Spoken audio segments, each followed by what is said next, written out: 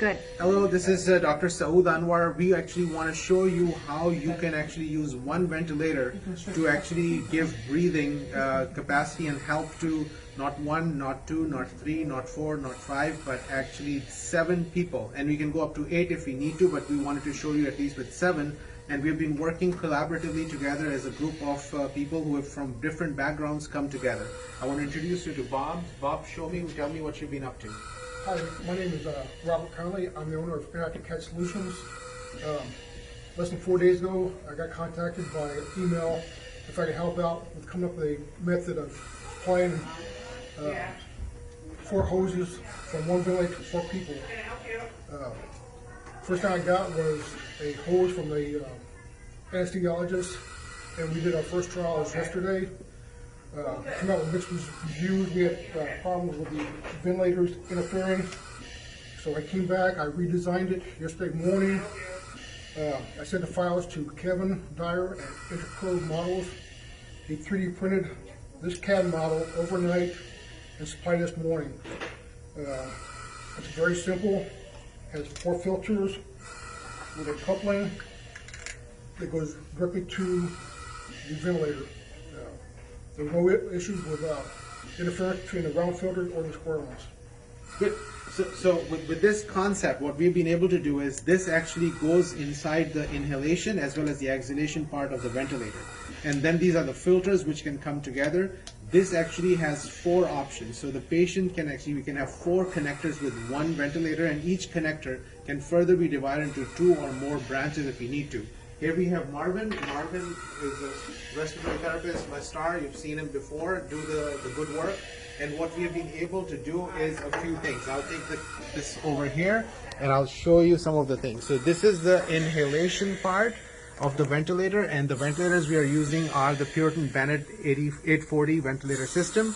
And we actually have that same thing connected on the inhalation part. This is actually now, if you look, we have the 4 branches, and one of those we actually have put a T-piece and then divided it into 2 pieces. And then each 2 of them are divided into 2 more. So this one outlet is equal to 4, and then 5, 6, 7 patients are connected to this.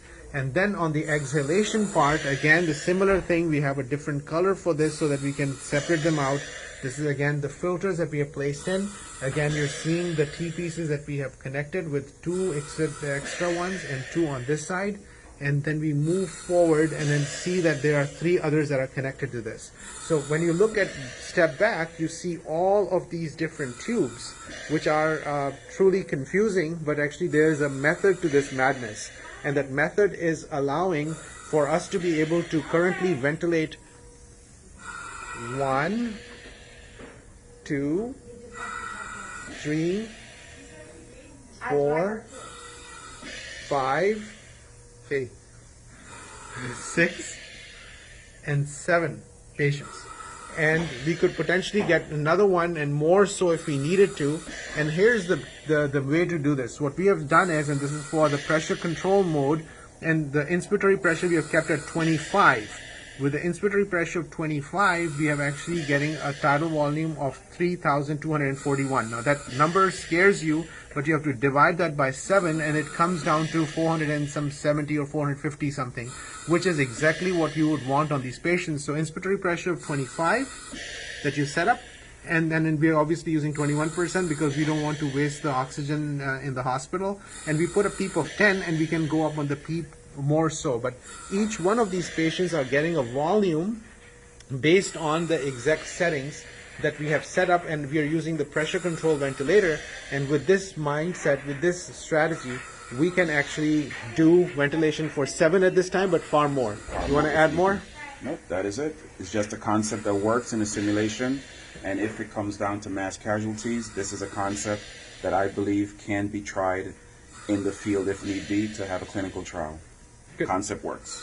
Now, one more thing I'll just add right now is that we actually did another thing where we were able to lengthen the tubes far more. And even when we lengthened the tubes, we actually did a pressure check on those, and with 20 feet of the tube, the pressure, the volumes were not impacted. So which is pretty fascinating that you can actually have a single ventilator which can go to different places, and we would be able to take care of the patient. So with this, I want to share with you later. If anybody has any questions, they can email us. Bob has been kind enough to be able to send us all the details of how to make these devices to make life simple for everyone.